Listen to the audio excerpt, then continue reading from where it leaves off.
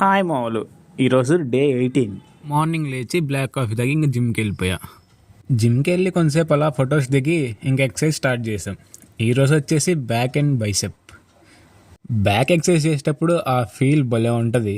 మా ఫ్రెండ్స్ అడుగుతున్నారు ఖాళీగా ఉన్నప్పుడు ఏం చేస్తావు అని. ఏం చేయను, ఒకటి యానిమీ చూస్తా, లేదంటే పబ్జీ ఆడతా మా కజిన్స్తో, అంతే. కానీ ఉపయోగపడే పని అయితే ఒకటి కూడా చేయను.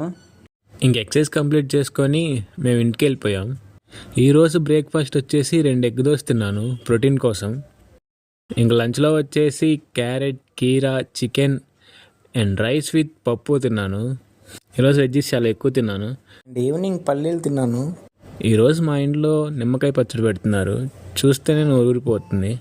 అండ్ నైట్ డిన్నర్ వచ్చేసి వెజ్జీస్ తిన్నా. ఈ రోజు తింటే మళ్ళీ రేపు కలుద్దాం. Bye bye. Subscribe to sweat saga.